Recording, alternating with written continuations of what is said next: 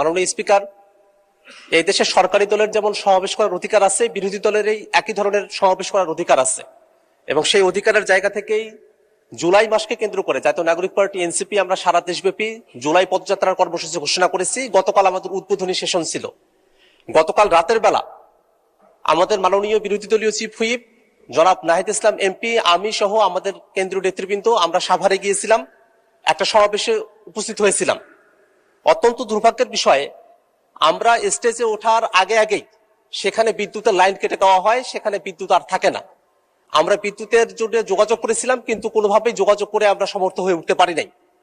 এবং সেখানে যখন বক্তব্য চলছিল, হঠাৎই সেই সমাবেশে যারা শ্রোতারা আছেন তাদের মাঝখানে সেখানে একটা বিস্ফোরণ ঘটানো হয়, ভয়াবহ বিস্ফোরণ, এবং সেই বিস্ফোরণে অনেকেই হতাহত হন, রক্তাক্ত হন, সেখানে রক্ত ছড়িয়ে পড়ে এবং তারপরে সেখানে ধোঁয়া উঠে যায় এবং আমাদের ওখানে যারা শ্রোতারা ছিলেন তারা ছত্রভঙ্গ হয়ে পড়েন। আমরা সমাবেশ সংক্ষিপ্ত করে আমরা থানায় গিয়েছিলাম। মাননীয় স্পিকার, আমরা যখন বিরোধী দলে আমরা যারা আছি, এই সমাবেশ করার অধিকার সংবিধান আমাদেরকে দিয়েছে, এটা গণতান্ত্রিক অধিকার। সেই সমাবেশের সময়টাতে কেন বিদ্যুৎ থাকবে না, বিদ্যুৎ কেন নিয়ে যাওয়া হলো, সেই বিষয়টাতে আমরা সরকারি দলের কাছে আমরা একটা জবাব দিতে চাই মাননীয় স্পিকার। পাশাপাশি আমরা যখনই জুলাইকে নিয়ে কোনো প্রসঙ্গ নিয়ে আসি, জুলাইকে নিয়ে যখনই আমরা কোনো আন্দোলন সংগ্রাম বা কোনো প্রোগ্রামের কর্মসূচি আমরা ঘোষণা করি, সেই সময়টাতেই নানাভাবে আমাদেরকে বাধাগ্রস্ত করার চেষ্টা করা হয়। যারা জুলাইয়ের পতিত শক্তি আছে তারা নানাভাবে আমাদেরকে বাধাগ্রস্ত করে। এর আগেও আমাদের অফিসের সামনেও ককটেল বিস্ফোরণ ঘটানো হয়েছিল। গতকাল যে বিস্ফোরণ ঘটানো হয়েছে সেখানে বিরোধী দলীয় চিফ হুইপ উপস্থিত ছিলেন, আমি নিজে উপস্থিত ছিলাম, আরো নেতৃবৃন্দ উপস্থিত ছিলেন। ভয়াবহ ক্ষতির মধ্যে আমরা পড়তে পারতাম। এমত অবস্থায় যারা পতিত স্বৈরাচার আছে এবং যারা নানাভাবে সমাজে স্বাভাবিকীকরণের দিকে অগ্রসর হচ্ছে, তাদের ব্যাপারে আসলে সরকারের তরফ থেকে পদক্ষেপ কি, সেটা মাননীয় স্বরাষ্ট্রমন্ত্রী যদি এখানে থাকতেন তার কাছেই জানতে চাইতাম।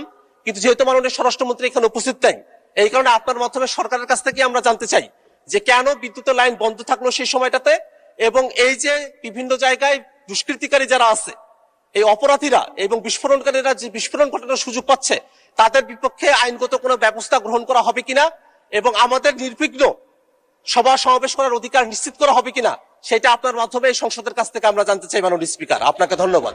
মাননীয় সদস্য আক্তার হোসেন, আপনি এই ব্যাপারে একটা নোটিশ দেবেন, আর এখানে কোনো বিতর্কের অবকলন করার প্রয়োজন নাই।